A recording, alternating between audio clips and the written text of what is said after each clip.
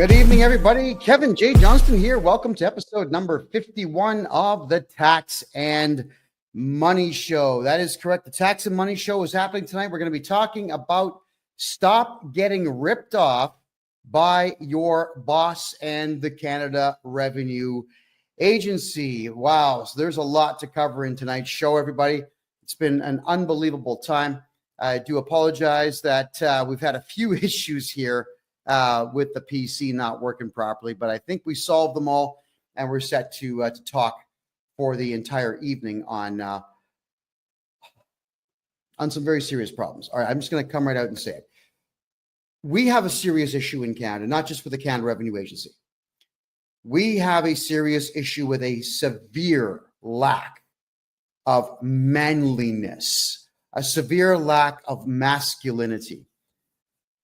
I'm gonna tell a story. All right, this has been going on for the last little bit now with a client of mine, and this client of mine is guy my age. I'm 53. This client of mine is just about the same age, and he is working for a company that he owns. That is correct. He owns his own business. The guy is a contractor. And as the contractor, he would be looking to purchase items from various locations and sell them to people. So what does that mean? When you're a contractor who installs floors for a living, you're probably going to go to a flooring supply depot.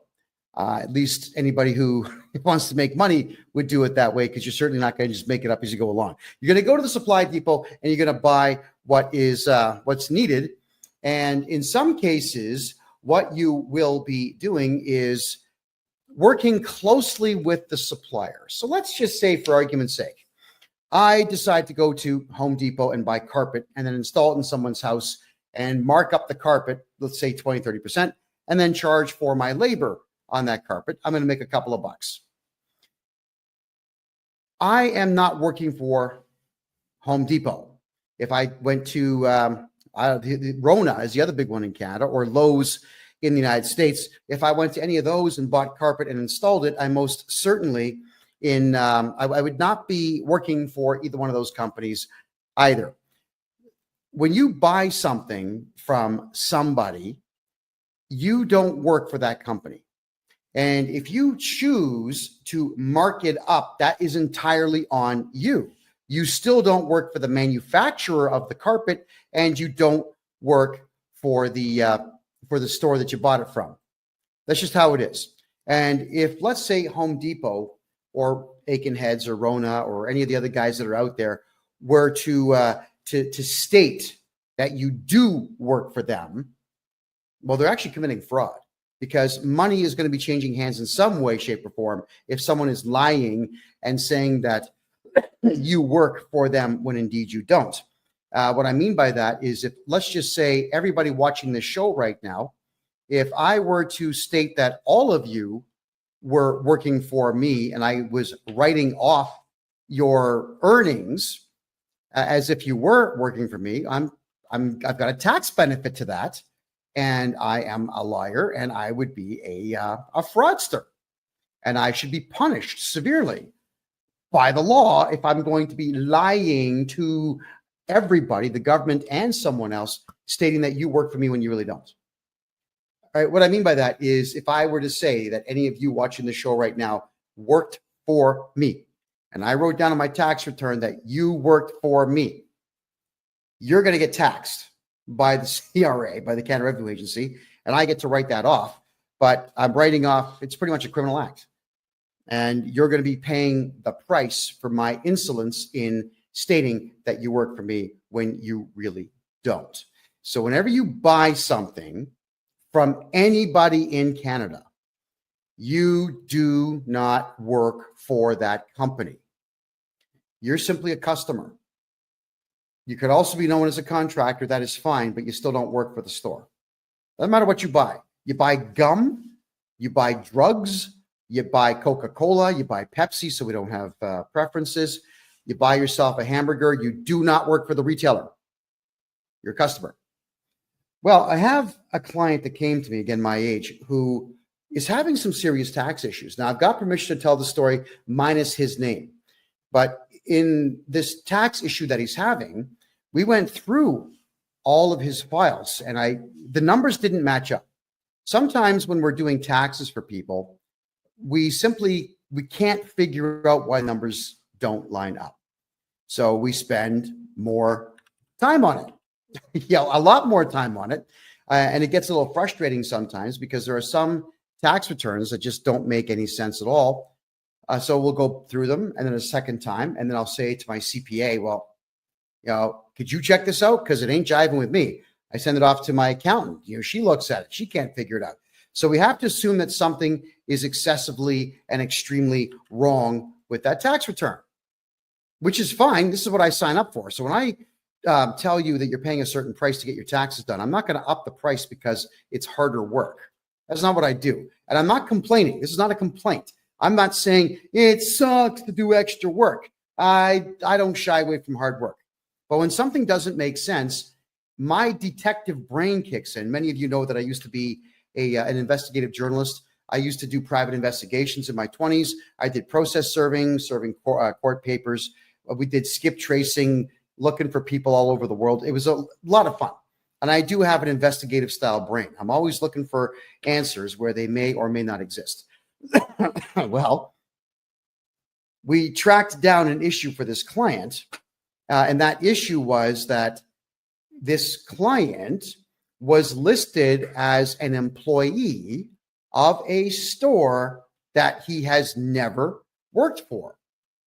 And they had put down what are called a T4A. Now in Canada, not the United States, we're talking Canada now, when you are employed by somebody, at the end of the year, they're going to give you a T4 slip, which says, we are X company and John Smith works for us and John Smith made this and we deducted this much tax from John Smith and all the things that go with it. So that T4 slip is your employer snitching on you to the Canada Revenue Agency about how much money you have made. And when they do that, well, when you snitch on yourself, the only thing that the CRA is going to do is find some way to screw you and take your money. That's what they do. That's what these people, they're evil as hell. That's what they do. All right, let's go back to it now. The client in question has, for the last 8 years, gone to a place called Ritchie's, Ritchie. And for those who are watching here, I'm going to show you an image of it. This is the Ritchie's logo. They're out on the East Coast. They're in New Brunswick. And Ritchie's is a flooring supplier. That's what they do. They supply flooring. They have a lot of products in there. They're kind of like a Canadian Tire or who else would they be like? No, that's pretty much it. They would be like a Canadian Tire.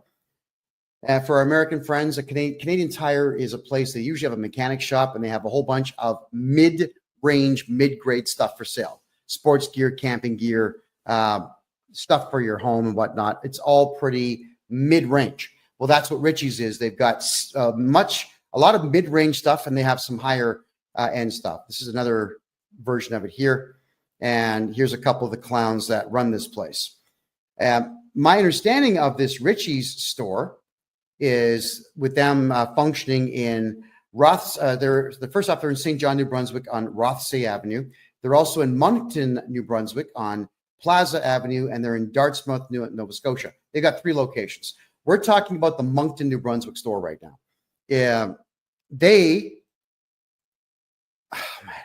I can't even tell this story and take it seriously, It's just so irritating. So what happened is they got audited 15 years ago. I'm going to back the story up a little bit here. They get audited 15 years ago, and it scared the hell out of them. Strange how this group of millionaires, a couple of brothers, the Ritchie brothers, a couple of brothers who are multimillionaires are afraid of one little old auditor. And this auditor goes through their store and, like a bitch, these guys did everything this auditor told them to do. Show me your records, show me your books, show me your cash, show me your client list, show me your supplier list, show me everything. Everything I want to see, show me. And they did. And they ended up paying a lot of money because they were stupid, didn't get a lawyer. Now, they should have lawyered up for that. They didn't kick the guy out of their store. They didn't have a security guard there to say, buddy, you got to go. They didn't make any phone calls of any kind to anybody. They just completely cooperated with this auditor. Now, here was the problem with what this auditor had done. The auditor told them, oh, you've got guys, contractors that come here and buy stuff from you.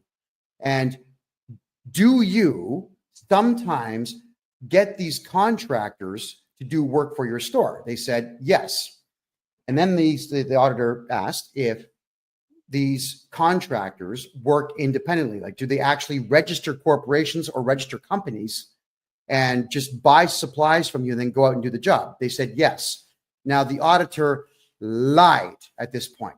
The auditor says, well, if you have any contractors that are buying supplies, you need to put them down on what is called a T4A slip, which in Canada is the same as a T4.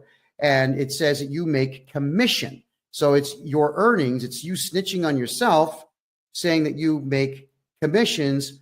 Please tax me on these commissions.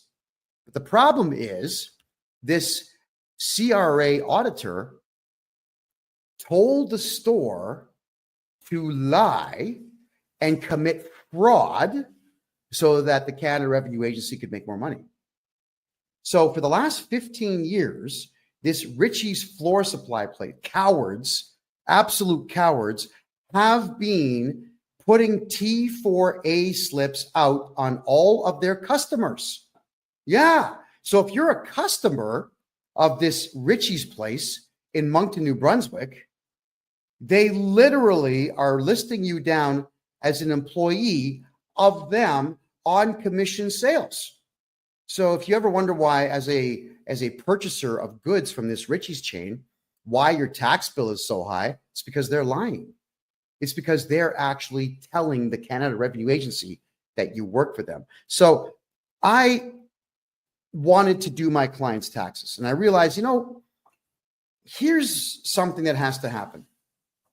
Is I'm going to put forward a series of legal documents when I do this tax return for the guy, stating that there is no T4A. It is completely fraudulent, and we have to file a police report, which I will. And I'm going to tell the Canada Revenue Agency, you cannot allow these T4A slips, which state that my client who's never worked for this store is going to be taxed by this store. Got to cancel them. Cancel the T4As. That's what the store has to do. So I made a polite phone call to this Ritchie's place, and I end up getting the name of Tracy Delahunty. Tracy Delahunty. And I make a phone call, and I'm very, very prim and proper and polite, and I just introduce myself as the tax agent and legal agent for my client. And I explain that we have a slight problem here, that there appears to be a clerical error. I never come out and just accuse people right off the bat. I say, we have a clerical error here. It would appear that you have mistakenly put down my client as an employee of your corporation. And I'm wondering if we could get that corrected, please. Boom. She just starts screaming at me, this chick. I'm not going to repeat all the stuff that she said, aside from the gist of the story, which is, we're not going to do that. We got audited. We're never going to get audited again because of you. We're not going to reverse that. We're not going to cancel the T4As. He works for us. I said, well, I'm afraid you're wrong. Well, it's the government. You have to do what you're told. Now, God knows how many times I've heard that in doing taxes for Canadians. Someone tells me that you have to do something because the CRA is the government and you got to do what the government says. No, you don't. You've got the right to remain silent. Anything you say can and will be used against you to either put you in prison or take your money. So shut up. Stop talking. So I explained, look, that's actually incorrect. And the T4As that you're issuing are, unfortunately, in your case, fraudulent, which opens you up to lawsuits. And when I cancel them with the CRA, you're going to get audited. They're not going to know why it's being canceled. So the first thing to do is they're going to call me to audit my client. I'm going to say, nope, you're not going to audit my client. Not now, not ever. So then they'll go to the store and they'll audit you and you've already cooperated with them before, you believe that you have to, so you're going to go through another audit. And when you've got a store that's equally as big as most Home Depots out there, the auditors will take their time. They'll spend weeks there. They'll cost you time and money and effort and irritation, because it is really irritating to have one of these jerks in your place, in your place of business when you're trying to do business. There's nothing worse than someone asking questions that are completely irrelevant to the task at hand. Now, with me, the task at hand is making money. It's making money. When I'm talking to clients, they're paying me for my time. We get them tax money back. They pay me for my services. I'm making money. My clients are making money. If someone's asking me to do something for them, like, I don't know, fold the laundry or do the dishes or whatever, that don't make money. So the answer is no. Well, occasionally I get phone calls from some branches of the Canadian government wanting to talk to me about my attitude problem. I say, look, guys, this ain't going to make me money. So no, I'm not spending time with any of you. Yeah, whenever the government of Canada calls me, I always tell them, it's guys, I charge $300 an hour for my time. So if you got a Visa or MasterCard, we're going to run that for you now, and then we can have a conversation, to which, of course, they always say no. So we want to make sure when you're a client of mine that you're never dealing with auditors. Well, this store is now going to have to deal with an auditor. She says to me on the phone that, look, honey, I've been doing this for 10 years. I know everything about taxes. That's what it sounds like. I said, well, if you've been doing taxes this way for 10 years, with all due respect, you've been doing them wrong. We put auditors in prison who harass my clients. That's how it works. No, you don't. Well, yeah, we do. I'm a private investigator by trade. I'm a tax expert here. We hunt them down. We file charges. We make sure it goes all the way through. At the same time, we cancel the audit. So you don't have to put up with an auditor in the future at all. In fact, I can help you keep these auditors away. But right now, my concern is my client. I'm being polite. My concern is my client. Could you please just cancel these T4A slips? He does not work for you. Then she pulls the same crap that every feminist out there always pulls when they are losing an argument or they have nothing further to add, but they still want to win. She says to me that, oh, you're just being too aggressive. You're too aggressive for me to talk to. I'm going to have to end this call. I said, no, you're being aggressive. I'm actually afraid of you, and I'm going to end this call. So I ended the call first. I always repeat back the words of feminists whenever they throw nonsense at me, which is exactly what she did. So you would figure at this particular point, I'm going to bypass the accountant for this company, and I'm going to call the multi-millionaire owner of the place, the Ritchie brothers.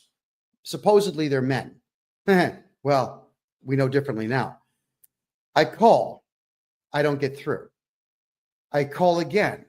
And this secretary guy sounds like a teenager, poor guy. He's caught in the middle. But I could hear one of the Ritchie brothers in the background saying, no, I don't want to talk to him. You get rid of him. I don't want to talk to him. Dude, for real, it's your store. It's your company. Take the phone call. So I have to explain myself to this kid. I'm very polite. I said, please have the owners call me. The owner does not call me. The owner calls, ready for this, my client, to raise his voice to my client, to state that apparently I threatened this woman. Now, I've got it all recorded. I record every call I make, especially when I know I'm calling a potential feminist. All right, I protect myself huge with these things. And said that I threatened her and so on, and that I'm never to call their place again and so on. My client even said, look, don't call me. Kevin's my representative. Call him. But please, if you could, cancel the T4s. They won't do it. They won't do it. So I call back. And as I'm calling back, I'm getting the same runaround. So these millionaire supposed men, and let me put them on the screen for everybody to see. There we go again. These supposed men won't take a phone call from a guy on a phone. Now, it's not like I can shoot them through the phone. It's not like I'm going to stick my hand through the phone and wring their necks. It's just not how it works. All you got to do is just take a phone call and say, hey, hi, what's the beef? How can I help you? How can we help not cause any trouble for ourselves? let's figure this out. That's what men do. But we don't have men in Canada anymore. So instead, they get their lawyer to send me an email.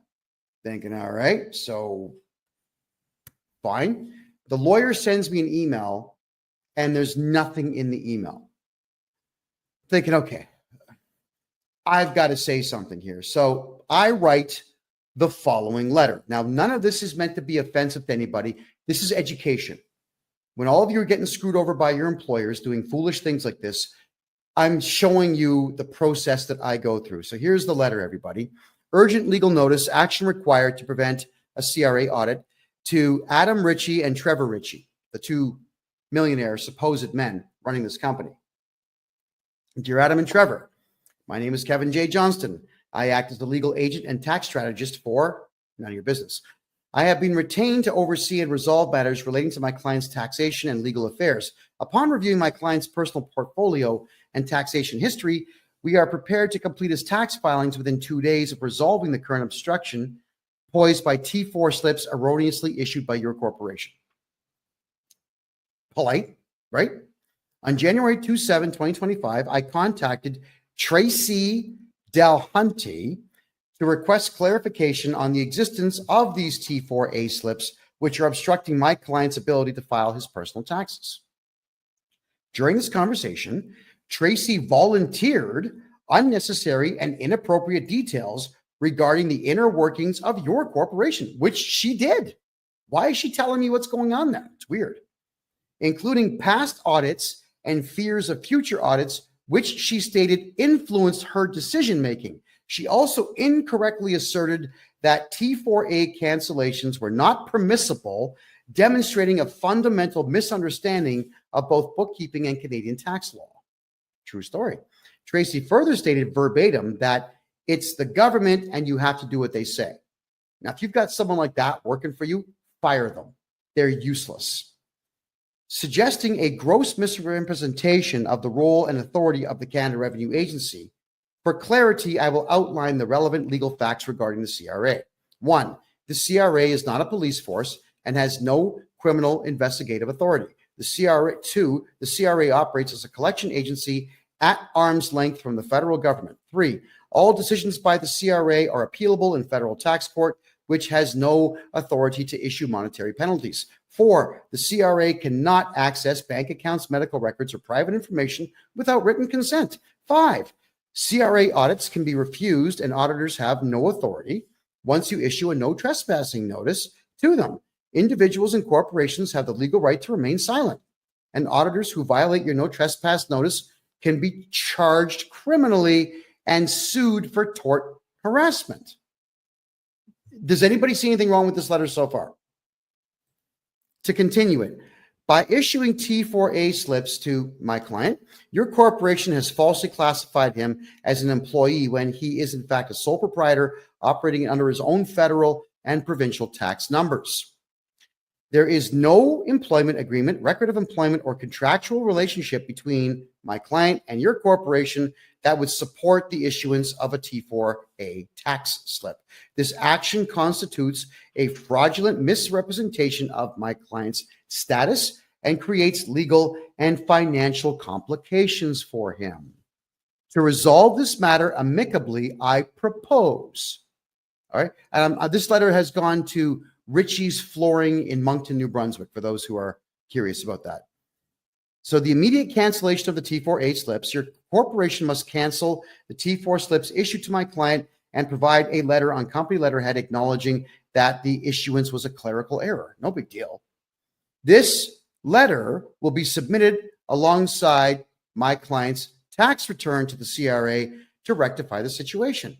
This corrective action is legal, straightforward, and cost-free. It's free. It doesn't cost anything to fix a tax clerical error in Canada. All right? Nothing. Alternative resolution. If you choose not to cooperate, I will proceed to revoke the T4A slips on behalf of my client by submitting the necessary documentation and legal arguments to the CRA. This action will include notifying the CRA of the fraudulent classification, which will result in an audit of your corporation. Should this occur, I will provide full testimony supported by evidence to ensure that my client's legal rights are upheld. Because you got to remember, I don't care about Richie's. They're not my client. I care about my client, the nice man that pays me to do this. Let me be clear. This is not a threat, but a statement of my client's legal rights and my professional responsibilities. Additionally, I must state that Tracy's behavior has been unprofessional and unbecoming of someone in her position. If my client decides to pursue legal action for tort fraud, I have already committed to representing him pro bono, which means free. And I will represent him free of charge, because this Tracy woman, she really got my back up. I mean, most of the time, the average person has no capacity to get on my nerves. But when you've got a hardcore fundamentalist, lunatic, feminist creep who wants to shout out that her 10 years of tax experience cooperating with the CRA somehow outdoes my 40 years of experience not cooperating with the CRA, well, yeah, my back's going to be up. But what got me the most with her conversation with me is when she pulled that crap, "You're too aggressive for me to talk to." I wish we were allowed to slap people that said that, because that is just the most crass thing that you can say to someone. You may as well just admit that you're a loser and you have no capacity to debate. Surrender at that point. So here we are talking about Richie's, who doesn't want to be talked about. And I'm just getting started, by the way. So I tell them it's in your best interest and the interest of the corporation to resolve this matter promptly and correctly. Please provide confirmation of the T4A cancellations and the requested letter by February 3rd, 2025 to avoid further complications. Signed, me. All right. So again, you figure that the men, the brothers, these two names here, you've got Adam and Trevor Ritchie, Ritchie's Flooring. You figure that at this particular point, they would have the temerity, maybe, or just the bravery to contact me. You just say, look, oh man, this guy sent us a legal letter. He's accusing us of fraud. You know, why don't we call him and try to iron this out? That's the first thing I do. I try to iron it out. There's always a way to get things like this ironed out, but no, they've got stupid pride. Why? Because these two millionaire brothers apparently are beta cucks and allowed this feminist bookkeeper that they have get them in trouble. They sided with her. Fine, they're allowed to, but I'm pointing out that they're still committing fraud, whether they have silly pride or not. All right. So then their lawyer emails me again. And in this email, he's pretty short and sweet, but here we go. His name is Mark. You'll love this one, everybody. It's Mark D. And the last name is Tector. Mark Detector. Are you kidding me? That's this lawyer's name.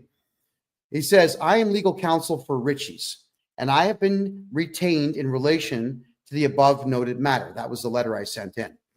I have your email and letter dated January 29, 2025.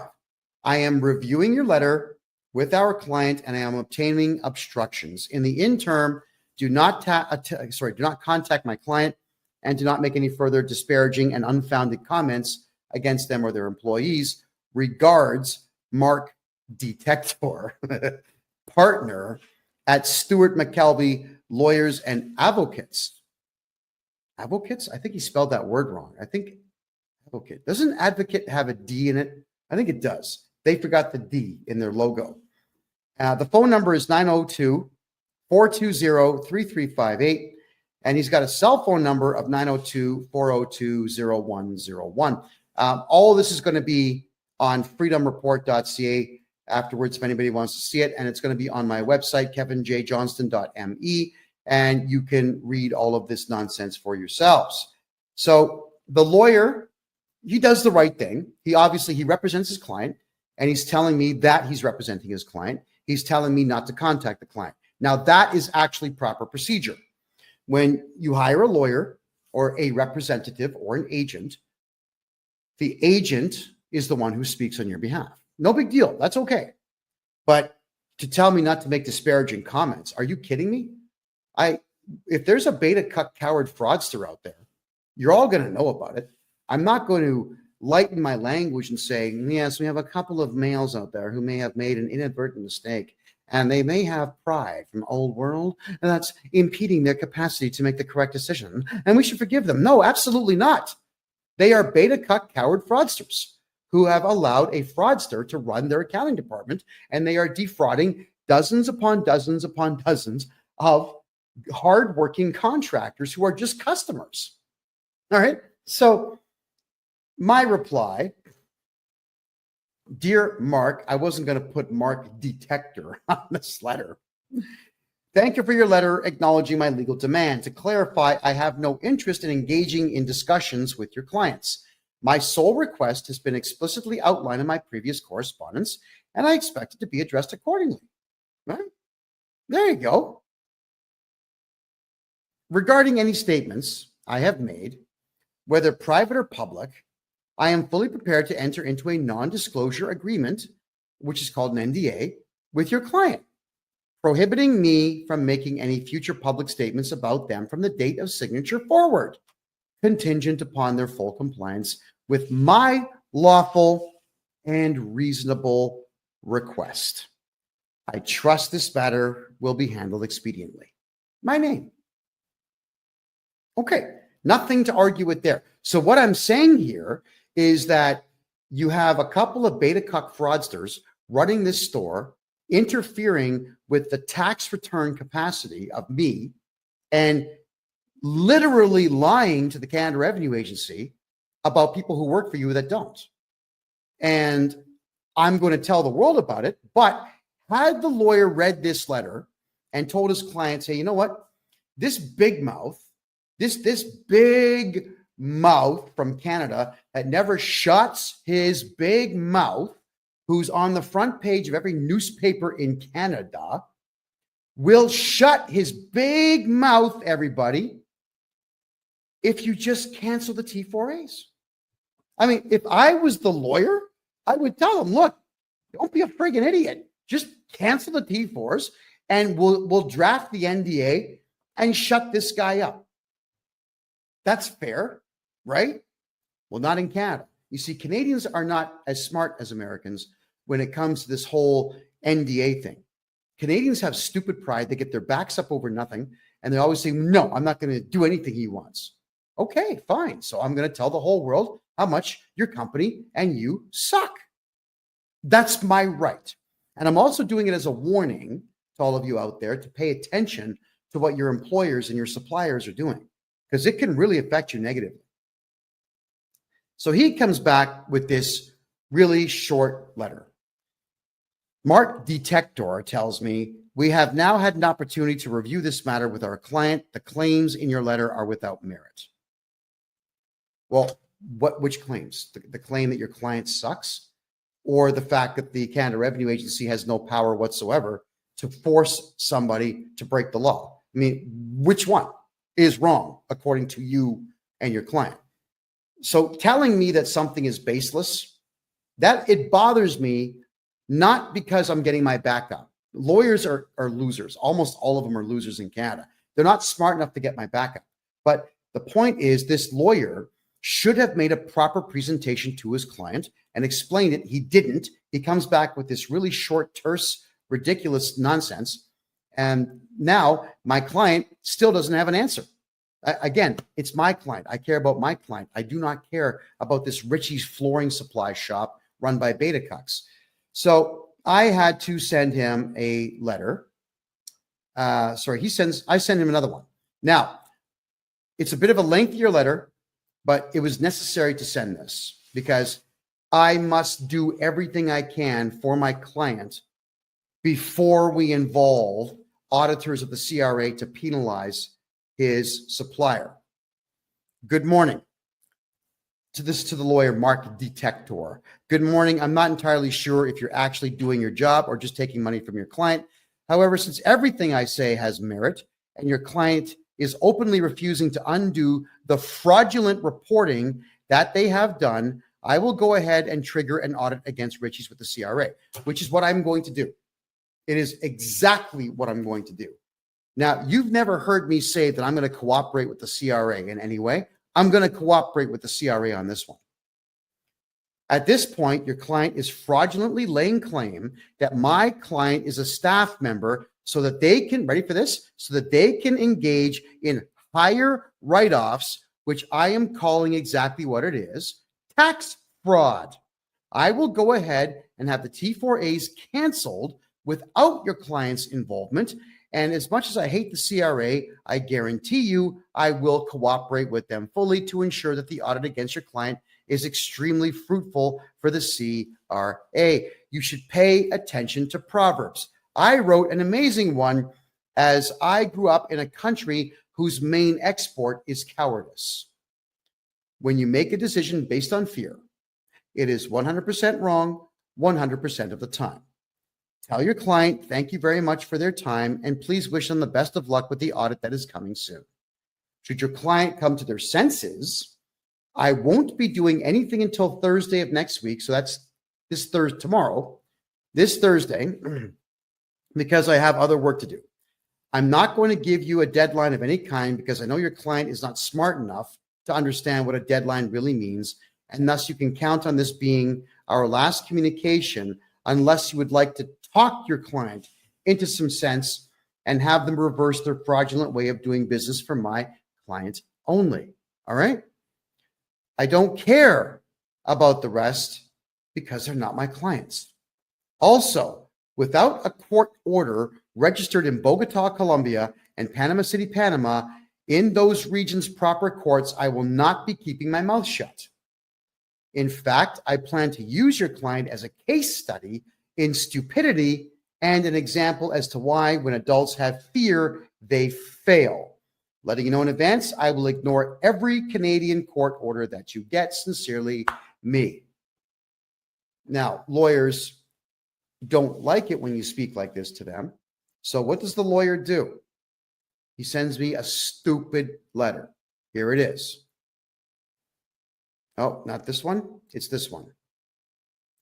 Please, mark detector again. Please see my earlier emails. Your allegations are without merit.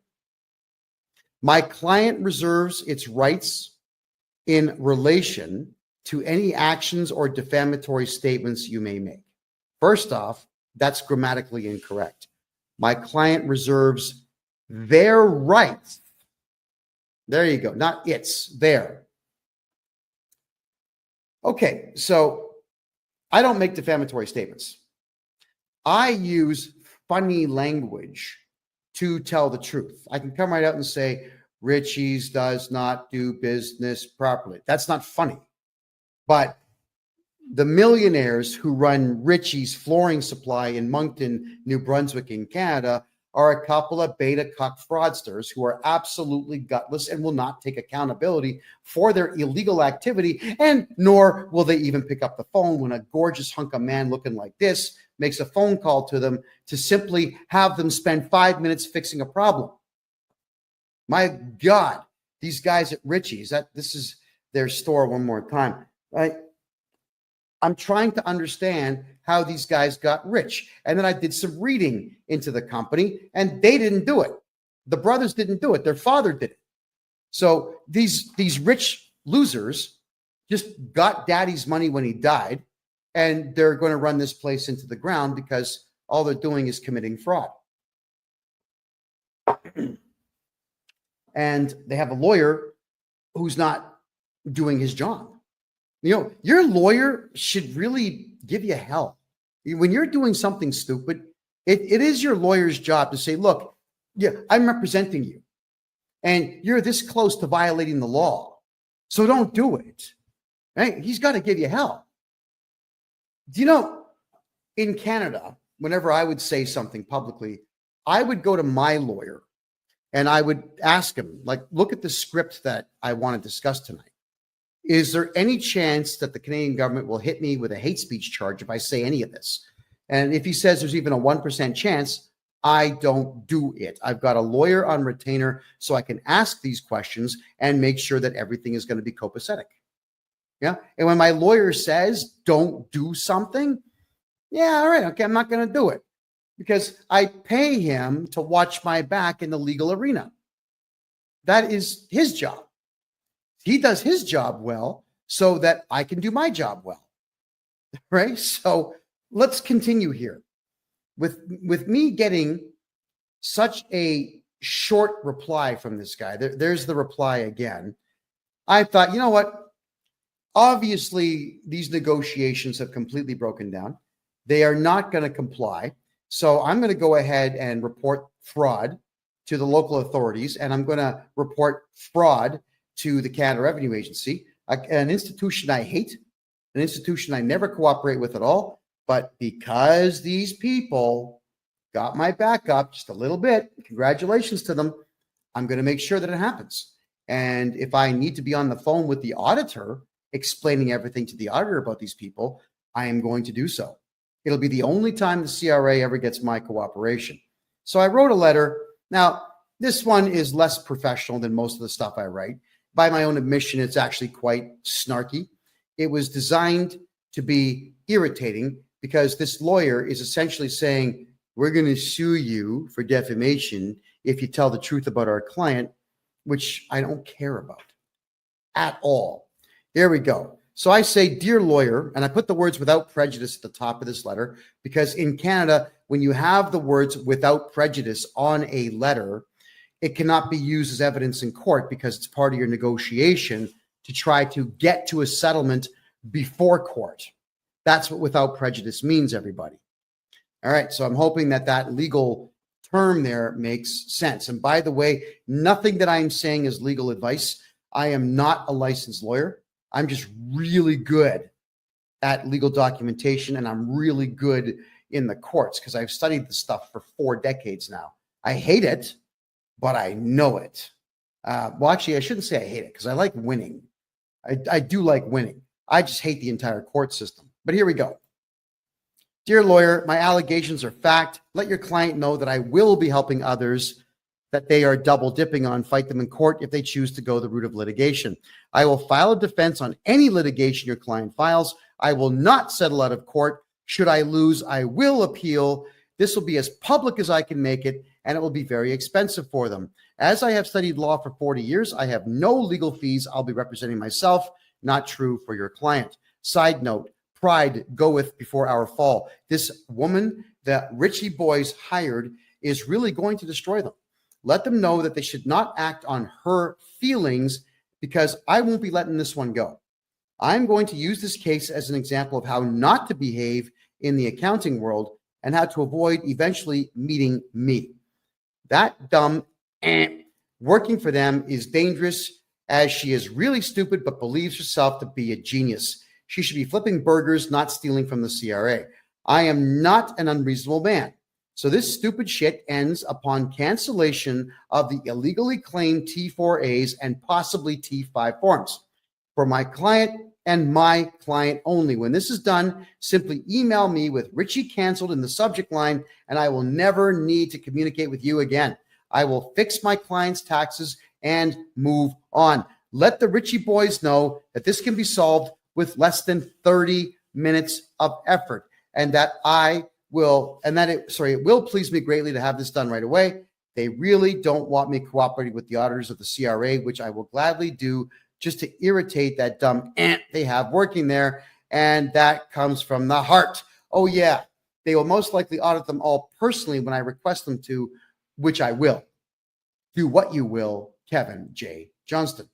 So these Richie's people, really, they need to grow some balls. They need to grow some sense. They need to gain a little bit of business acumen. And if you ever want to keep yourself out of lawsuits, Canada, you got to think like an American. I know all of you are saying, I hate America. Why? Why? Americans know how to do business. This type of thing would not come up in an American company. I've dealt with American companies thousands of times. And whenever issues like this pop up saying, listen, we got a problem. You're committing fraud and we're going to report you to the IRS. Like, whoa, wait a second. What's the problem? They will actually try to work with you. In Canada, everyone just gets offended, especially feminists. And this is the stupid stuff they do. So the lawyer did not reply. And I'm a little disappointed in that, but yeah, whatever. We did my client's tax returns as if he did not have a T4A form ever filed for him. And I am declaring in an affidavit, using all the legal knowledge that I have, to tell the Canada Revenue Agency that this stupid store, Richie's Flooring, is committing tax fraud. Now, here's the fraud, all right? Let's go back to the beginning of this story, where they got audited 15 years ago, and the auditor told them, if someone is buying supplies from you and they're a contractor, put them on a T4A. So the auditor told this store to break the law, and the store that did not get any legal advice has decided to break the law for 15 straight years by committing tax fraud times God knows how many people buy their supplies. Think about that. If I tell you to shoot somebody in the head and you do it, you go for murder 1, possibly murder 2. I go for solicitation of a crime and possibly accessory and possibly murder 2 as well. Don't think for a second that because someone else tells you to commit a crime that you're going to be absolved of it just by saying, I don't know. He told me to do it. Do you think really that's a defense in court? You're out of your friggin' mind if you think you're going to get away with using that as your defense. Not only are they breaking the law, but they are proud that they are doing it, and they are getting a lawyer now to assist them in breaking the law. So this lawyer that they're utilizing needs to go back to school, I think, because the next step for me is to start filing complaints with the Law Society of the province of New Brunswick to explain that this guy is giving them really bad advice and did nothing to solve this problem. Well, if anybody out there would like to call Richie's, let's bring the information up right now. I'm going to share the screen right now. Here it is, everybody. So I know you won't see it on, hold on, where are we there? No, wait, there we go. Boom. Let me just turn this off for you. So there's Richie's. They are in New Brunswick. Let me zoom in a little bit for you here. That's the store right there. Richie's Flooring Warehouse, 19 Plaza Boulevard, Moncton, New Brunswick. Okay, everybody out there who's watching on TikTok. Oh, sorry, guys. Is the audio better now? Is that a bit better for you? So everybody watching on TikTok, could you please put the phone number I'm going to dictate right now to you? 506 857 0400. All right. 506 857 0400. I'd like all of you to ask for Tracy Delahunty and ask her why she insists on committing fraud. Okay? Ask her. Don't be rude. Don't swear. Don't do any of this, but I need all of you to record these calls because stores that do this type of thing to people are evil. It is evil to do this, but we don't have to be evil. We just have to play the game the right way. So I'd like to ask you all, give her a call, Tracy Delahunty. Tracy Delahunty. Give her a call at that phone number and ask her to cancel T4A forms for everybody who is a contractor because it's illegal for them to double dip. Now, what do I mean by double dipping? Let me tell you right now. You see, these contractors in Canada, they're going to write an invoice. They'll write an invoice to this store for, let's say, $10,000 for services rendered. And then this invoice is also going to have the goods and services tax on it, which I think is 15% in that province. And the store will pay them and they'll be able to write off that expense. It's a contractor expense. It's a contractual staff expense. But what they're also doing is using the T4A slip to write that off as well. So they get to write off the same guy's stuff twice Well, the guy who wrote the invoice is no longer able to use all the expenses he has to lower the amount of money that he's making on a job from this company. Think about that. So the store is double dipping, which means that the individual contractors get completely screwed on their taxes. Completely and totally screwed. So I need everyone to give them a phone call and ask them if they could please stop defrauding their contractors, and again, record the call. And if anybody gets anything interesting out of these people, because they like to talk, they will probably share information with you. Could everybody who's going to do this call, here's what's going to happen, okay? Either the funniest one that you record or the one that gets the most information. I'll play that one on the next show as a follow-up to this show, and you're going to get $100 of my own money. I'll send you $100 of my own money for being the winner, the one that gets the best stuff done. Now, I don't mean prank them. I don't mean phone them up and flush a toilet. That's dumb. What I mean is, when I say funny, is get them to react in a certain way where they're actually divulging information to you that they shouldn't be divulging. Because everybody on the East Coast of Canada, it's not that they're really, really, really, really nice people. It's that they're just, in some cases, really dumb, and in many cases, drunk. There's a lot of alcohol abuse on the east side of the country. So these folks here are not going to be thinking all that clearly when they do this. Now, whilst we are reviewing this, don't call the lawyer yet. I don't want that done yet.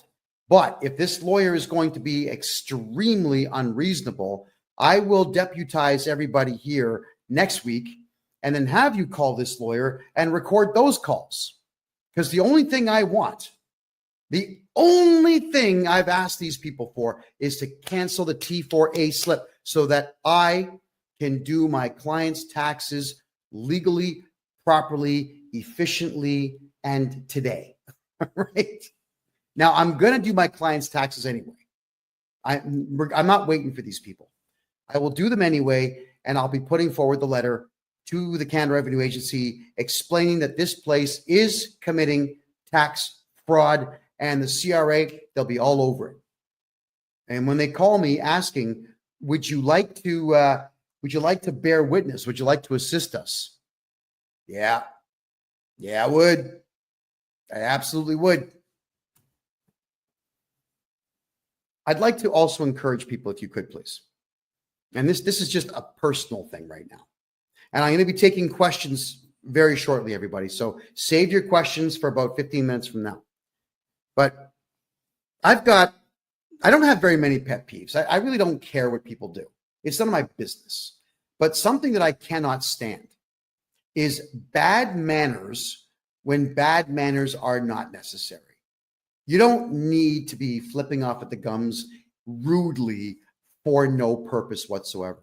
You don't need to be walking around with your head held high saying, I know everything, so I'm going to give you a difficult time because I think I'm a genius. That pretentious belittling of people it's vile. It's extremely vile. And it is something that during my journalism days, I would not say a word about it except for continuing to put the microphone in people's faces during interviewing them. Because the more angry they got and the ruder they got, the funnier it was on YouTube and Rumble and all the other websites out there. It was good content for me to upset someone by just asking questions. But you see, I'm not a journalist anymore. And there's absolutely no reward whatsoever for me tolerating bad manners. And I won't. So if you're rude in my condo or my office or my car, I'm going to turf you. Just get out. We're done. If you're going to be rude on the phone or rude in a live video chat, I tolerate it if you're a client because you're paying me to listen to your rudeness, but I'm not going to tolerate it if I'm not being rewarded for it. And this group of excessively rude individuals running this store need to be punished. That's it. You know, Richie's, the whole, oh man, these people. Richie's Flooring Warehouse is what it's called in Moncton, New Brunswick. Again, there's the contact info, 19 Plaza Boulevard in Moncton, New Brunswick. You can call the two brothers there, Trevor and who? Adam and Trevor.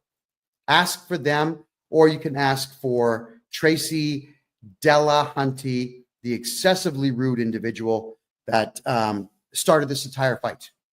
She started this because she thinks that I would have cared that she's worked as a bookkeeper for 10 years.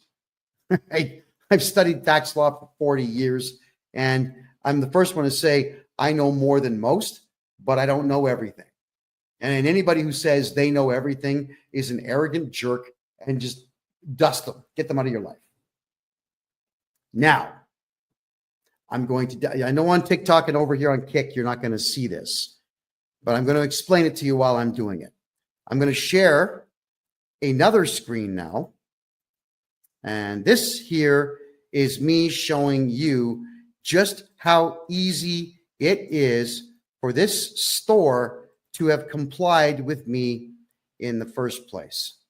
Like, they're about to cost themselves a lot of money on this. Wow. Okay. This is someone called Lone Wolf. It's a tax community that they discuss a lot of things, tax and money. And I come to this one not necessarily as a resource, but I come in here a lot just to see what updates that they make, because these guys tend to aggregate everything from around the web. So T4 slips in Canada is what we get at the end of the year from our employers. The T4 slip will say how much money we've made. It'll tell the CRA, the Canada Revenue Agency, how much Canada Pension Plan was deducted, how much employment insurance was deducted, federal and provincial taxes, and any and all bonuses that were paid. It snitches everything on you. And the T4A is the same thing, except you don't really have a salary. It's more commissions, or I guess odd jobs that you're doing for the same company, where they want you to pay tax on what you've made. I mean, if you're a client of mine, you pay tax on nothing. I fixed that.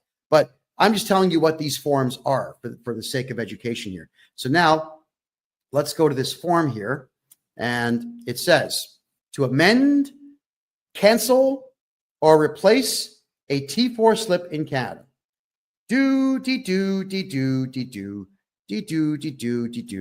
Cancel a T4. Detailed steps. I click on it. So if you're preparing a T4 and you have any tax software at all that interfaces directly with the Canada Revenue Agency, you go to the top right corner where it says amend. You can click on the original, amended, or you can cancel it. You use this mouse and you cancel it. That's it. And then look at that, everyone. It'll actually say canceled on the T4. That's not even 5 minutes. That's 30 seconds. That's all it takes to cancel a T4 or a T4A. And I cannot believe that these crazy fools over at Richie's Flooring want to commit fraud and tell me how difficult it's going to be for them to cancel these T4As that they are illegally imposing upon people who don't even work for them. There's this merry band of losers.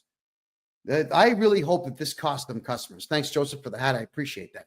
I hope this cost them a lot of customers, because you just can't do this. All right. Maybe what we should do is talk freely now about one of the many reasons why I left Canada. For my American friends watching this show, I'm a Canadian citizen, born in Toronto, raised right next door in the city of Mississauga, which back in the 80s was a phenomenal place, and I wouldn't give you $5 for the entire city now. It's a dump. It is a dump. All right. I left Canada because you really cannot get anything going in Canada. It's very difficult to do business there. The taxes are out of control, unless you know me. The other problem, though, is Canadian arrogance. It's unprecedented everywhere in the world except for one other country out there, and that would be France. French people and Canadian people are arrogant to the nines. They think they know everything, and they act like they do, and they cannot wait to tell you how offensive they find you. You know, that doesn't make money. It's like Canadians are afraid to make money. Yeah. I swallow my pride when there's money on the table. Yeah. When I'm not sure you guys ever saw that show. It's called Hardcore Pawn. It was that guy Les with the slick back. He's bald here. He's got slick back hair. Him and his son and his daughter run a pawn shop. I think the place is probably closed now. But in Detroit, cameras would follow crazy people going into this pawn shop, and it's just nuts the way people would behave. But this guy, Les, I loved him on the show because he always told the truth. Hey, I see money on the table. You've got my interest. I want to make a deal. And I'm the same way. There's money on the table. I want to make a deal. Oh, what's that? You're asking me to fix a clerical error so that I don't have to spend $30,000 on a lawyer? Sir, have a seat. Let me get you a cup of coffee and let's fix this clerical error. And we get it fixed. And we shake hands. And I walk him out the front door politely. Why do I want to get my back up? If I'm going to get my back up, I'm not going to make money. Right? But if I keep calm and cool and collected, I will make money. Now, one thing that Canadians suck at more than anybody in the world is customer service. Customer service is absolutely the biggest key thing. I got an incredible speech from Rob Ford. Rob Ford is the former mayor of Toronto, the big guy that he had drug problems. I mean, he admitted to smoking crack because, like, physically his body was very ill. And his maniac brother, Doug Ford, is now the premier of the province of Ontario. But Rob Ford, he gave me a big speech about customer service. And he understood it well. And the way he explained it to me was it was genius. He handed me a business card. He says, I'm the mayor of Toronto. Here's my home phone number. Okay, thank you. People would call him wanting to get something done. So he would go through every message. He had a Rolodex. He showed me all this. He had a Rolodex where he would put everybody's name in and write down the problem. He would call the appropriate people, send the city staff member out to get it fixed. He would call the person back and say, did the pothole get filled? Did your fence post get replaced? Is the electricity back on? This is what this guy would do. That's customer service. And he's a politician teaching the world about how important customer service is. It is important. Return emails, even if you don't have an answer. Make phone calls, even if you don't have an answer. Return faxes, return letters, return whatever it takes. With me, I go through my client list, and even if I don't have the job done, I just call my client and let them know, listen, we had a delay because I'm looking for some information. We put a request in for it. We're not going to have it till Thursday of next week. I'll be picking up your file Friday of next week. Is that okay? Just people want to know that everything's going to be okay. And if you are a good customer service person who actually cares about their customers, you're going to do just fine. Serve that shit out of your clients. Serve the hell out of them, because if you don't serve your customers, someone else will. The Americans get into business to make money. They are there. They're pounding the pavement. They want to make cash.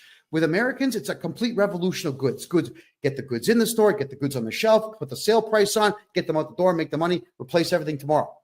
Canadians are, and the boxes are here. I'll do it tomorrow. Some customers in the store right now. But that's the way Canadians are. And when you're like that, you're going to lose.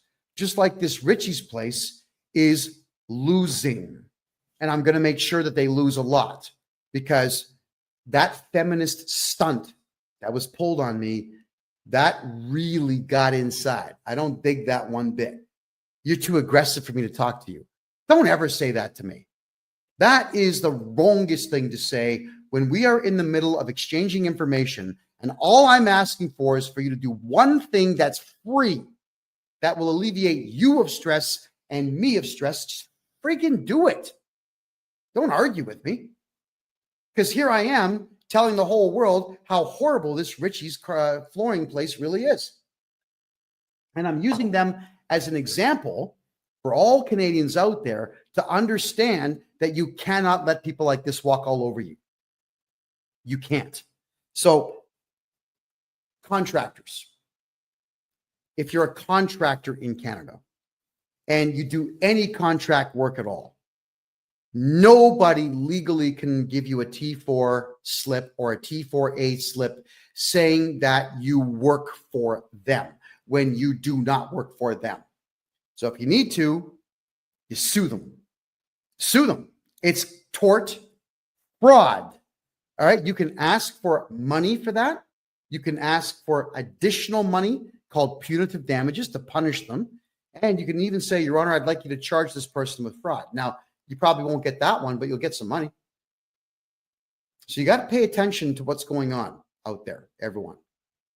No matter what, because we are in really awful economic times, especially in Canada, because the world is a mess, because most countries in the Western world have got massive amounts of unfettered immigration, bringing in the worst of the worst from around the world who have completely destroyed our culture and our way of life and so on. I get it. Everybody's stressed out. But instead of rising to the occasion, everyone's just fighting with each other. I'm not going to fight anyone. I'm not fighting tax people out there. I'm going to compete with them by offering a better product than they do and by fighting for the rights of my client base. Just like this store should have got their lawyer to say, hey, CRA, you cannot instruct us to break the law, and we are not going to lose any customers for you. So get lost. You can say these things. You've all heard me on the phone many times talking to auditors and various employees of the Canada Revenue Agency, telling them, like, guys, you got no power. We're not going to cooperate. Don't go to my client's place. You're going to get charged. We can say these things. But Canadians don't do that. Everybody in Canada would rather live in fear than just do that one little bit of work to make sure that you're not going to be screwed over. And that is to scrutinize everything and then call the perpetrator out who's harming you. Got to do it. No one's going to do it for you. Nobody. Okay, so let's have a quick peek here at some of your questions now, everyone, because I know there's some questions here. Canada has such potential but bad leadership. That's absolutely correct. But Canada also has a bad attitude. Canadians have had it too good for too long. That's one of the biggest problems here. Country was too prosperous, way too prosperous for its own good. From 1948 to 1994, money on every street corner, money everywhere. When the rest of the world was failing, Canada was succeeding. So Canadians got way too comfortable. Decadence is not good for human beings. It's just not good. So I'm hoping that we never get to a point where we have nothing but leisure time, because human beings become worthless with leisure time. And we've seen now what's going on. Everybody's scrambling and just ripping each other off as opposed to trying to be better. All right. Is there a function for people to use with process to push forth accountability in terms of ministries? Yes, there is. We have to culminate as a team and file lawsuits and court injunctions against our politicians. Could you imagine if 1 million Canadians decided to collectively file individual lawsuits against one politician? Let's say Doug Ford, the Premier of the province of Ontario. If we had, there's 14.5 million people in Ontario, the province itself. What if 1 million, not even 10% of the population, filed a lawsuit against the guy individually? You'd bankrupt him just in the defenses. He'd have to spend over $100 million just filing defenses plus the legal fees. He'd be bankrupt. You could take his house, take his car, take his money. Yeah, we can do these things. There's a way to go to any courthouse anywhere in Canada and file criminal charges against these people. It's called laying up private information. Why do we not do these things as a society? No one's going to do it for you. So stand up, get off the couch, go get it done. Go do these things. Absolutely, we can. All right, I'm going to have a quick peek here at some of your questions. Okay. Am I live? Yes, I'm live. It is currently 10:15 p.m. Eastern time on the 18th of February. Thank you so much for asking. I see some questions here now in the Rumble room. Boris N65, you just ordered a 60-minute call. Excellent, Boris. You should be able to log into Calendly and pick your date and your time. So we'll be talking soon, I'm sure. We got there. Real MGTOW. Kevin, have you guys been able to clear up your tax backup? Yeah. I mean, our tax backup is, we'll call it under control. We have a backup of, say, 2 weeks, but that's standard during tax season for any accounting company. We developed a brand new software package that's going to blow your mind, everybody. Imagine this. Well, actually, let's just work with the real numbers. No, so I'm going to do this for everybody right now. Let's do this right now. I'm going to bring up the income tax calculator. This is a website called Wealth Simple. I'm not even sure what they do, but it's a handy little toy to play with. All right. I know that you're not going to see it on TikTok or on Kick, but I will state what it is that I'm doing here. So let's turn this off. If you have a look here in the province of Ontario, if you make $100,000 a year, the federal tax is $14,000. The provincial tax is $6,986.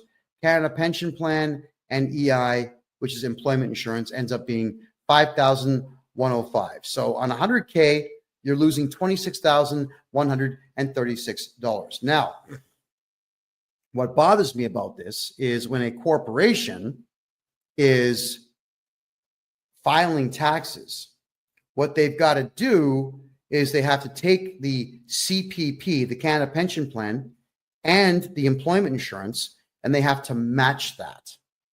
That's right. So for every employee that you have making 100K, you have to match the Canada Pension Plan 100%, and you have to match the employment insurance by 140%. Wow. So the rough number, if you look at it right now, the rough number is going to be about $5,800 per person per year that you have to spend for nothing. It's infuriating is what it is, because the Canada Pension Plan is going to be empty by 2032. And EI, I don't know if any of you have ever tried to get employment insurance, but I can assure you, you're not getting it. So why are you paying into it? Oh, yeah, so that third world invaders can get money for free to the tune of $5,000 a month. No, thank you. Not interested. So what we do now is we've got a payroll company in place, and the payroll company, we charge no fee for this. And I mean no fee whatsoever. We're going to do your payroll for you. So let's say your pay cycle is absolutely every week. On Wednesday, what you'll do is you'll jump on our website and you'll put in, like, you'll have drop-down boxes, John Smith, Steve, Richard, Paul, all these people in there. You put down what they made. It'll work out the CPP. It'll work out the EI. It'll work out the provincial and the federal tax. And it will tell you how much to pay us so that we can pay your staff member. All right? But you don't pay the matching on the CPP and the EI. You don't give it to us. We will pay your staff what they are owed, and then we will issue T4 and T4A statements at the end of the year to your staff member. And here's the other cool part. Your staff no longer work for you in this business model. They work for my company. So if you've got to fire somebody, I'm actually renting this person back to you for $1 per year. You can say, hey, Kev, or how about this one? Kevy, baby, looking good today. Listen, that guy, John Smith, that is currently on payroll, get rid of him. We want him fired. Okay, good. I make a phone call. John, listen, I hate being the bearer of bad tidings, but you got to go. You've been fired, and here's your severance pay. Here's your final paycheck. Thank you very much for your service, and good luck to you in the future. And this way, they cannot go to the labor board about you or you or you. They have to go to the labor board against me. And I can assure you, especially in the provinces of Alberta and Ontario, They don't want to deal with me because I drive them mental. I make phone call after phone call after phone call. We make offers, we make deals, I retract them, I make them again. I say stuff that doesn't make any sense. I'll send them in some cases. I'll go to deepseek.ai and I'll ask it to create a nonsensical email to do with my big toe up to 1 million words in length, please. And it'll do it. So I copy this 1 million word story about my big toe, which I'm sure is really not that interesting to read, and I'll copy and paste that in there. Now, and then I'll do it a second time. And then I'll ask DeepSeek to maybe change the story a bit and send them that. I hate the labor boards. So you want someone like me watching out for you, not breaking the law in any way, making sure that the law cannot be used against you because all the onus is on me. Laura Lee's asking, how do I pay you for a consultation? Head over to my website, KevinJJohnston.com. That is my name, Kevin J. Johnston, which is JOHNSTON.com. KevinJJohnston.com. You can grab a consultation there. As soon as you get past the initial screen, you'll go straight to Calendly, where you can pick your date and your time. And let's get rocking here. Let's fix your tax problems.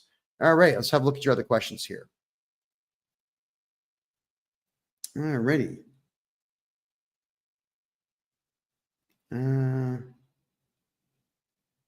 All right, guys, I don't really want to get into politics. All right, so for everyone who's asking me about politics, I'm staying out of it. I did my last political show on the first Tuesday of 2025. I don't care anymore. I had a lot of fun. I did a political podcast for 7 straight years. And we cost a lot of politicians a lot of money. I thoroughly enjoyed my time. But I'm a tax guy now. I'm enjoying taking money away from the Canada Revenue Agency and giving it back to the people. So don't call me Robin Hood because I don't look good in tights. Just call me, I don't know, call me a hate-filled maniac for hire, because I am, when it comes to these CRA people, I am a maniac.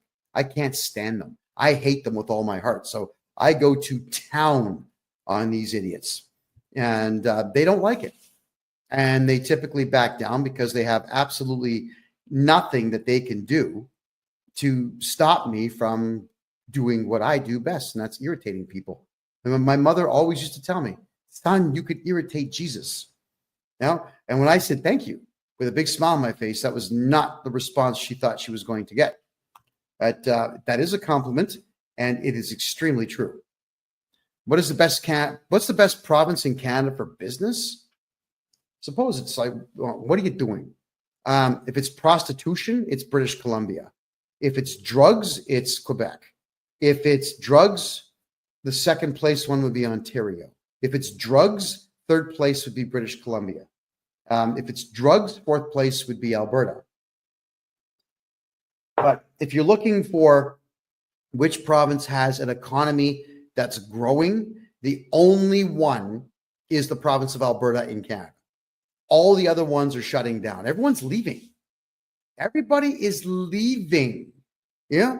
I do taxes for people in Quebec. And Quebec is unlike every other province in the country that works on admiralty law. Quebec works on civic law. And civic law means that the province can do whatever it wants. And they do. They do whatever they want, which means the province of Quebec has their own provincial taxes, which are ridiculously high in comparison to the rest of the country. And they've got such ridiculous rules about property tax and whatnot that nobody in Quebec is making money. So everyone's leaving. They're all going to Alberta. But if you're in Quebec and you want to do business in Quebec, what I would recommend is you contact me. I'll open up a numbered corporation or 2 or 3 for you in Ontario. You can still do business in Quebec, but just make sure that all your invoicing goes through the Ontario corporation. You don't want the province of Quebec being involved in your business. Filing a provincial tax return in Quebec is really stupid because they will not leave you alone. Not ever. They are ridiculous individuals. Am I still active in opening offshore accounts in Panama to protect people's money? Si, oui, Absolutely. Of course I am. I adore doing it. We've opened bank accounts now for well over 100 people, and they're all doing quite well. They're all quite happy with it. The answer is yes. All right. What do you do if CRA launched assisted compliance programs for a 2022 farm loss? I don't know what the assisted compliance program is, but what I can say is if you're running a farm, you should be losing money on paper. And that is what I do best. I make sure you lose money on paper. Your farm should lose money for 10 straight years on paper. So if anybody out there is on a farm or owns a farm and you want to get all your tax money back on that farm for the last 10 years, get a hold of this guy right here. Okay. That is what I do. Am I in Toronto? Hell no. I was born in Toronto. I was raised right next door in Mississauga, but I despise Toronto. I don't like the roads. I don't like the architecture. Anything after 1960, I can't stand the architecture. I mean, the left wing nut jobs destroyed that place. And look at the mayor that you've got in there now. Olivia Chow is a Chinese communist, essentially a spy for communist China. And when I saw her dancing almost completely naked in some feather outfit to show the world how sensitive she is to the far left politics, I'm thinking, yeah, Canada, the only thing that's going to save you is revolution.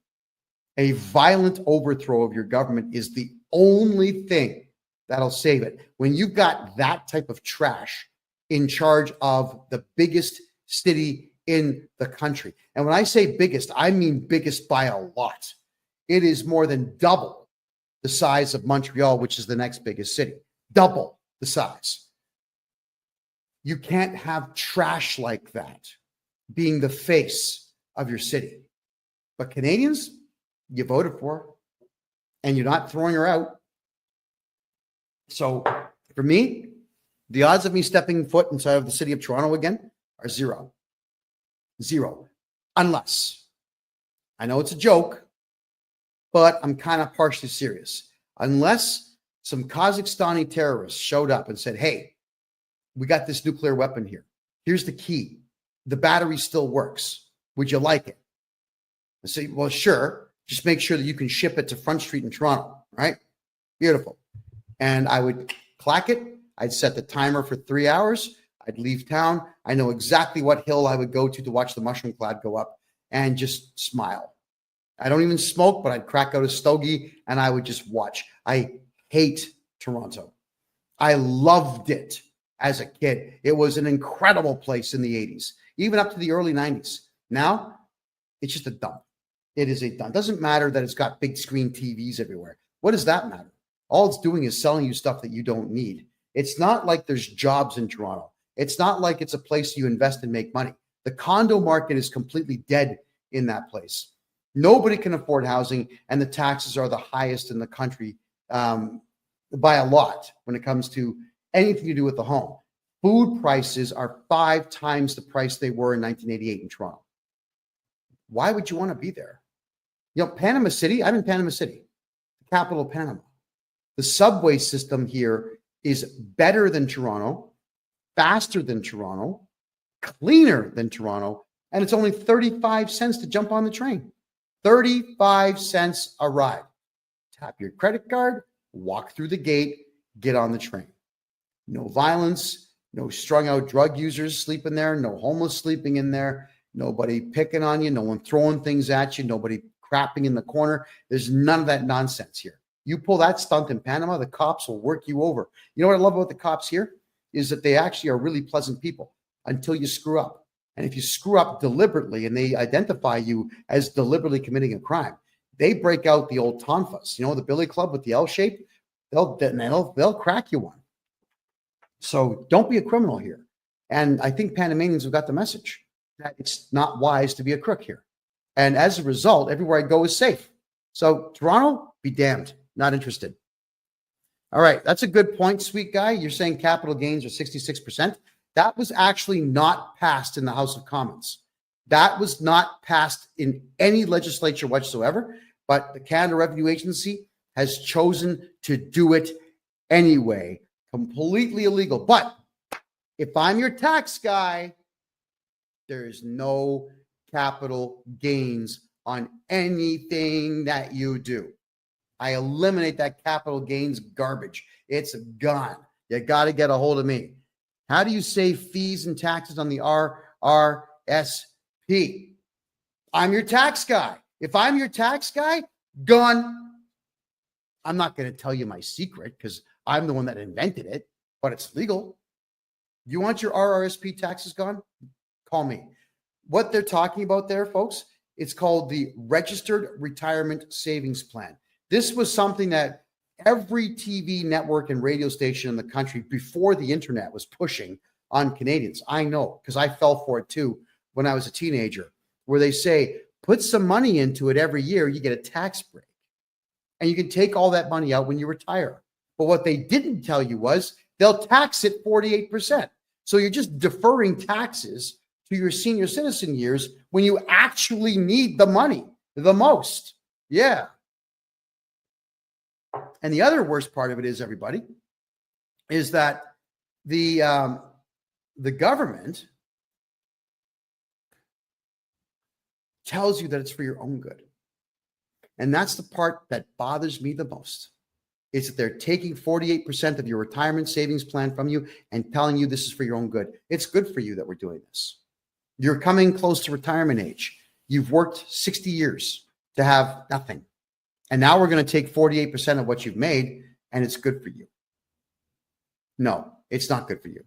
And I will get you back 100% of all of your RRSP contributions, so long as it used to be just the last year. I can go back 3 years now and get those for you. So get a hold of me if you want that money back.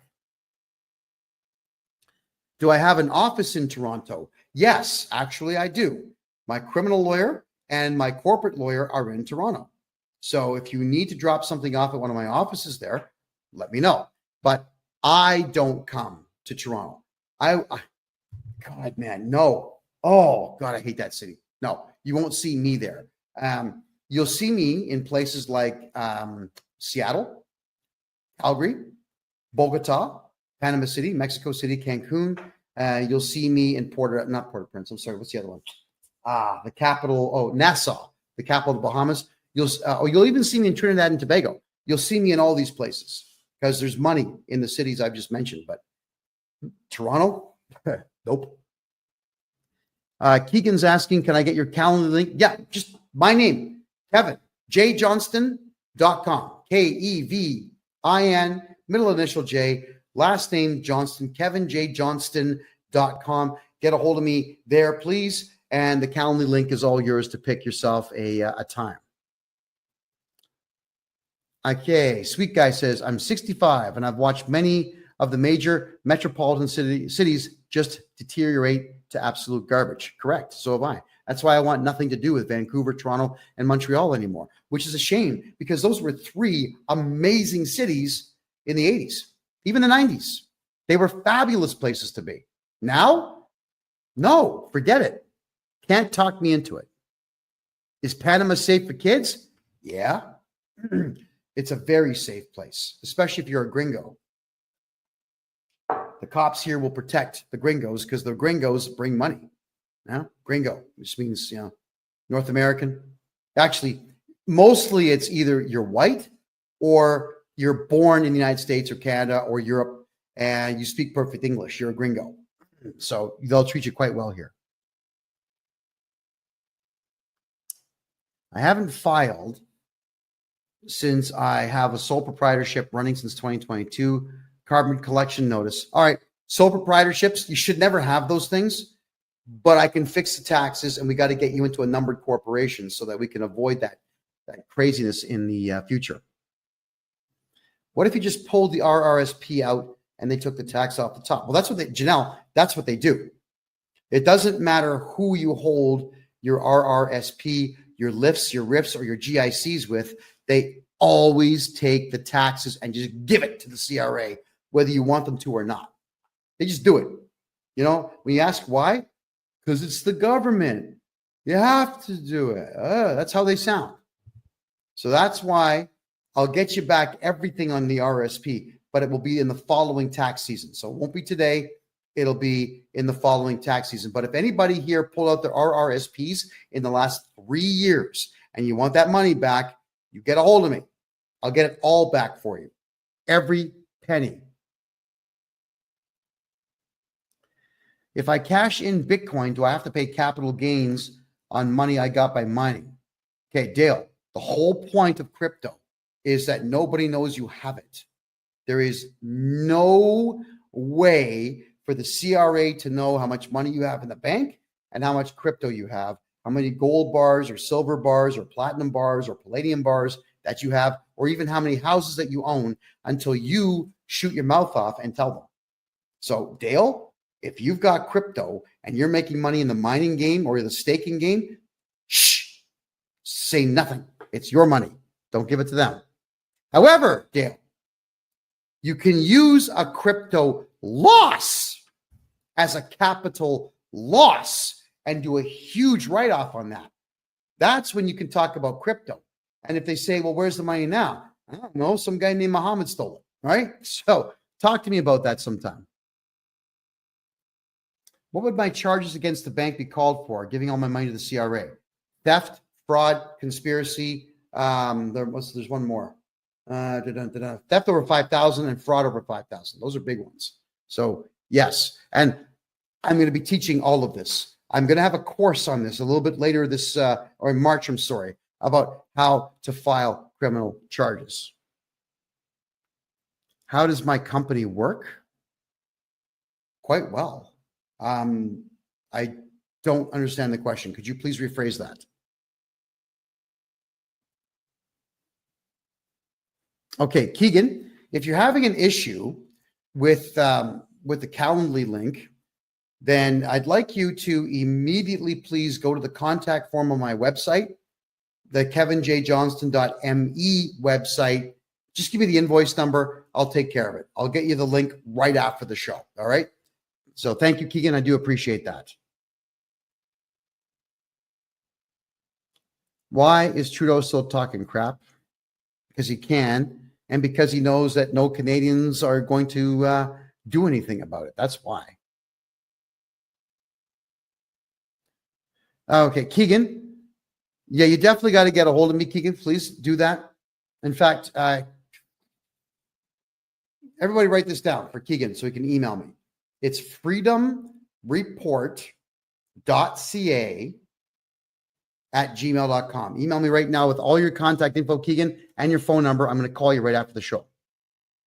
Are Panamanians nice to Canadian people? Yeah. Oh, yeah, they certainly are. I was having a good laugh today with a friend of mine. We had this gorgeous waitress today. We had chicken wings that were like this big. It was awesome. And I just said to her through the Google Translator, "You're gorgeous and I want to marry you." So she just types back saying, "Okay, but you got to get me a ring right now." So, I'm searching my pockets looking for a ring, and she's laughing, we're laughing the whole bit, and she's going to be cooking me dinner this coming Saturday. So, the ladies here are fabulous. People here talk to each other. People here have a good time. It is remarkable how easy it is just to strike up a conversation with somebody. Mostly through Translator. I've got these really wicked earbuds now that I stick in. I give them one, and it translates in real time. Yeah, it's like the Babel fish from the Bible. It's amazing. People in Panama are awesome, guys. You'd love it down here. I love it down here. Okay, Clap. If you're talking about the banks breaching fiduciary duties and breach of trust, that's not a crime. That's civil. You can sue them for that. So you certainly can do so. And you should. What should I do? The bank account has been frozen by the CRA for the last 3 months. Mr. Fix-It, I have to redo your taxes for the last 10 years, get your tax balance to zero for you, and they have no choice but to unlock the account. That's the only way. You can appeal and fight in court, but it's ridiculous. Let me just redo your taxes. Get her done. There we go. And KD, you're saying pay your debt? Why? That's rude. Why? Okay, let's cover that for a second here, everybody. You all know that I used to be a journalist. And you all know that I've been to 3 major war zones during my journalism period. You all know that I went to the Myanmarian war zone and I went into Bangladesh.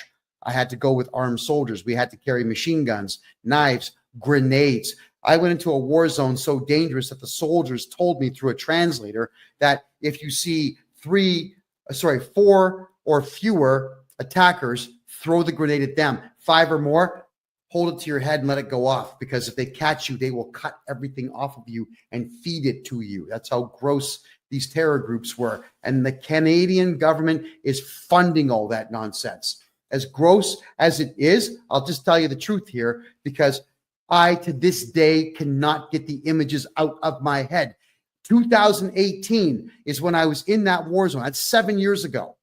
7 years ago, and I still remember all the dead bodies that I saw in the fields. Dead children, dead women, dead babies, slaughtered with knives that the Canadian government's paying for with CRA's money. Don't you ever come on my channel and tell someone to pay their CRA debt. Don't ever do that again. You're gone if you do. Do not pay the CRA anything. The Canada Revenue Agency right now is going out of its way to make sure that terror groups around the world have more than enough money to slaughter innocent people everywhere. I'm the only one that went to that war zone. The only one. There was not a single journalist that went to the Myanmarian war zone. They're not brave enough to do it. I was there. I saw this. I filmed this stuff. There was a court order put on me by the Canadian government saying that I could not release that footage. Well, guess what? I brought that footage with me here to Panama, and there's nothing stopping me from releasing it. In fact, I'm testifying against the Canadian government in Bogota, Colombia this September, and we're going to play all that footage. I'm not going to watch it. Look at this. Look at this. When you see that stuff, it never leaves. And I know that my country of origin is the one paying for death all over Asia and all over Africa and all over the Middle East. Don't ever tell anyone to pay their Canada Revenue Agency debt. I'm telling all of you, do not pay the Canada Revenue Agency. It's not like it's going to Canadians. It's going into the hands of killers and pedophiles and terror groups all over the world. So, you know what? I'm going to block that idiot. Just get the hell out of here. Nobody wants you here. Anyway, getting back to taxes. Do you have any representation office in Alberta that can do my taxes, or how does that work? D. Carly, we do everything remote now. You know, there's absolutely no reason whatsoever to have these huge brick and mortar places. Yeah, we have offices, but our offices are small. You know, they're like garages, you know, maybe 400 square foot places. They have enough room for desks, chairs, filing cabinets, and 2 or 3 people to work in them. Everything that we do is on screens. I've got the laptop here. I've got the phone here. I've got a second phone here. I've got a third phone over here. And I've got 2 monitors on a wall in front of me here where I can see everybody at the same time. Like, we're all connected all day long. We don't need it. And it's really, really, really efficient for me that way, because I don't have to be in Canada, a place you all know that I couldn't wait to leave. So I just can't stand the politics there. With me being in Panama, I am calm, I'm cool, I'm collected, I'm healthy, better diet. Look how clean my skin is just by eating food that there's no drugs in my system at all. I don't need all kinds of makeup and whatnot to keep this expression going. It's a matter of good food. I'm just healthy. My blood pressure is perfect. My blood counts are perfect. Yeah, I'm happy all the time. Why would I want to be there? I'm going to do everything remote. So get a hold of me on the website and we'll take care of all your taxes there. My CPA is in Ontario. My lawyers are in Ontario. Some of my team are in Vancouver and some of my team are in Alberta. We don't need to all be in the same place at the same time. It would be nice, but it's completely unnecessary. What does it cost for you to write a letter to the CRA? There's a couple different price points on that. It's either $350, $500, or $950, depending on the complexity of the case. So get a hold of me if you want that done. All right. Let me just check the Facebook chat rooms here. All right. What do I think of Vancouver? What, the city? That would be an all-day thing. I'm not going to bother answering that one. just let you know that I'm extremely disappointed in its downfall. It's not worth going to at all. Alrighty. Question. As you know, I just finished getting out of a bankruptcy. Does my bankruptcy guy have to file my taxes this year since he finalized it all? No. And if the bankruptcy wasn't huge, like millions of dollars or hundreds of thousands of dollars, we could actually reverse the bankruptcy. Bankruptcies are not the first choice. They're always the last choice. There's so many ways to win with taxes and debt that bankruptcy should always be the absolute last thing, because it is a nuisance to get through. But anyone can do your taxes afterwards. Hopefully, I'm going to be your tax guy. Okay, here's a good point. I asked Grok on X if I have to, but and it says no, but my bankruptcy guy says they have to. I signed their document that says they would do it. Okay. Every trustee and bankruptcy professional in Canada is a lying loser. Stay away from them. They don't work for you. They work for the CRA. So it's a bad idea for anybody to get involved with these people. Just don't do it. And as for consumer proposals, bad idea. Why? Because it doesn't improve your credit rating, and you still owe the money. The idea of doing something like this is not to owe money. But in a consumer proposal, you still owe the money. You're still stressed out. No, you don't do consumer proposals at all. They're a scam. They're a total scam. Absolutely total scam. What is the Smith maneuver? Something that doesn't work as well as you think it does. And that would be an extremely elongated thing to talk about here. It's not something that I can answer, even in the last 10 minutes that we have here. Do I do living trusts? Yes. Here's the way that we do it. On the low level here, you have numbered corporations. Corporation A owns your house, holding company. Corporation B has all your funding in it. Corporation C, cars and property. Corporation D, do business in that corporation. And all those corporations should be held under this one here, which is going to be your umbrella corporation. And then the umbrella corporation is owned by the family trust. So it has to filter down. And when you build a family trust, start with the corporations at the bottom, then move them into the umbrella corp. Then we move everything into the family trust. You can do it the opposite way, but it's a lot more work. There's far too much prep work to get that done. It's better to just do it piece by piece by piece. All right. What should you do besides a consumer proposal? Well, if it's taxes, hire me and I'll get your tax bill to zero. If it's credit cards, we can always negotiate a better price for them. Or if it's credit cards, knowing that you can't do prison time, and if you don't care about the credit card ever being useful again, you can simply just walk away from it if you like. There's nothing stopping you from doing so. Consumer proposals means that your credit cards will no longer work, your lines of credit are no longer accessible, and you still owe the money. It's positively worthless to do one. The trustees get paid by the government when you do a consumer proposal. So stay the hell away from those people. They're crooks. Do you have courses or classes we can take to learn how to set up and run corporations if we wanted to do business that way? Petra, yes. Starting March, the last Wednesday of every March at 8 p.m. Eastern time, all year long, which is going to be 5 p.m. Pacific time and something like 7 p.m. Eastern time, or sorry, Atlantic time. It's going to be right in the middle so everyone can be there for it. It's going to be a membership fee of $25 a month where you can come in and learn this stuff. It's going to be a private closed circuit meeting where everybody's on Zoom. You listen to what I say for an hour, and then we have a discussion, questions.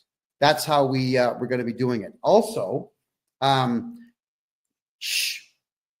we're looking into the law right now. Right? I've got a meeting at the lottery head office, the Lotteria office here in Panama, to find out if it's legal for me to give away money to Canadians and Americans from Panama. We think it is, and the 3 people I've spoken to at the Lottery Corporation here in Panama say it is, but we got to make sure.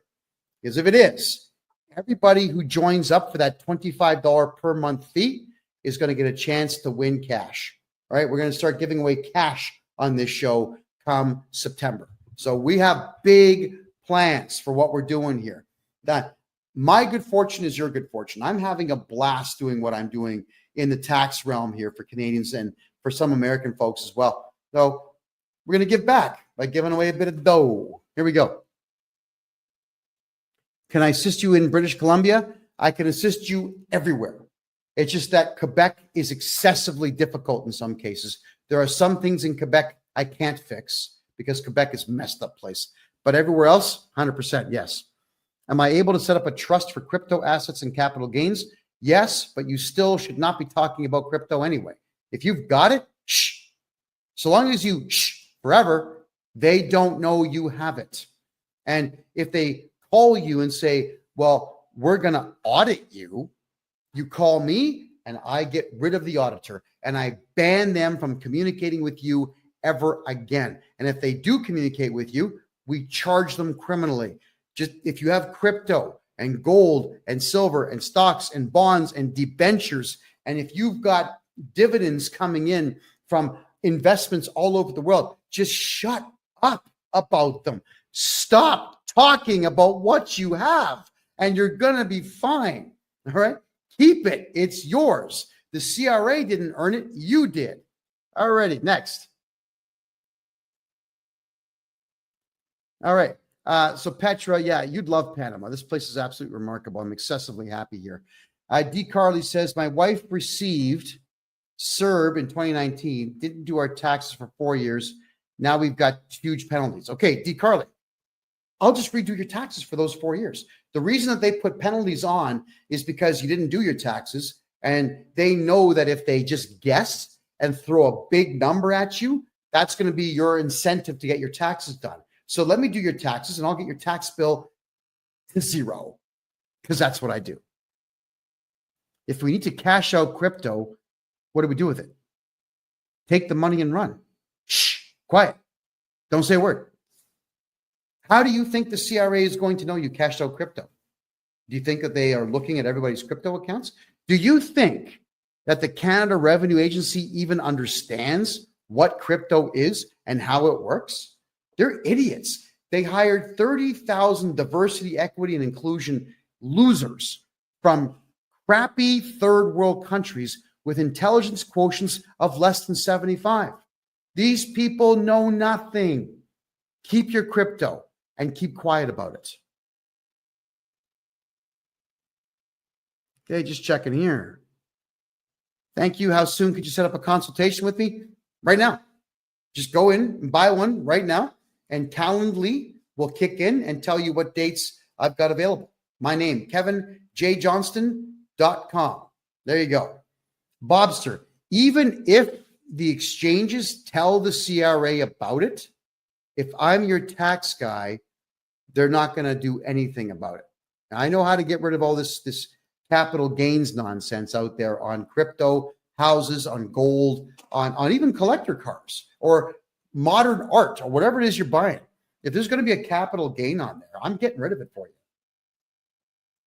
The CRA can't stop me from doing what I'm doing because it's all legal what I do. All I'm doing is using their own rules to defeat them. And they don't like that because they throw all these clauses of the Excise Tax Act that they're relying on. So I throw back 3 times the number, all of them that suit me. You know, too bad. So sad.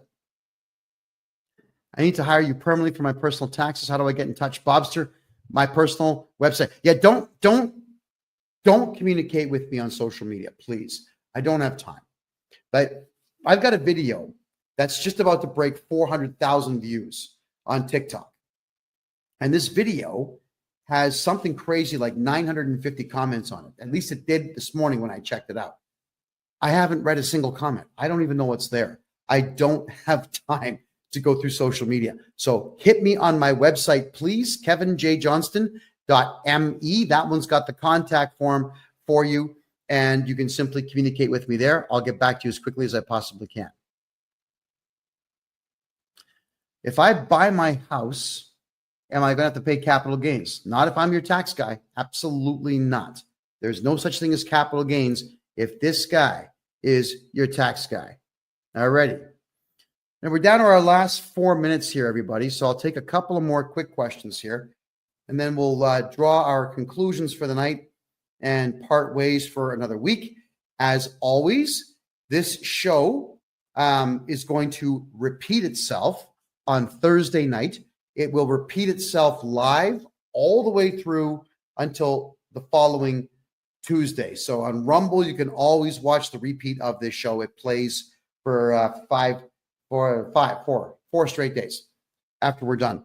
And for those who miss the old podcast, the old political podcast I used to do on Wednesdays, two of my co-hosts from the old show have decided to create their own show. It's called The Lounge. That's every Wednesday at 8 p.m. Eastern time. They talk for an hour, maybe two, about politics. And one of them, Ed Janusek, is in Argentina right now.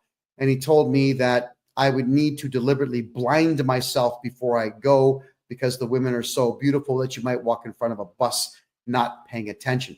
Good for him. He seems very happy in Argentina. There we go. All righty. Thank you, Keegan. I appreciate that. D. Carly says, we've done our taxes and now we're paying a $35,000 bill to the CRA. Can I help? Yes. I'll get rid of it. I'll get rid of that tax debt. It's not even a debt. It's just a number they made up. Right? That's the thing with the CRA. They just make stuff up. Assessments and reassessments. It's a guess.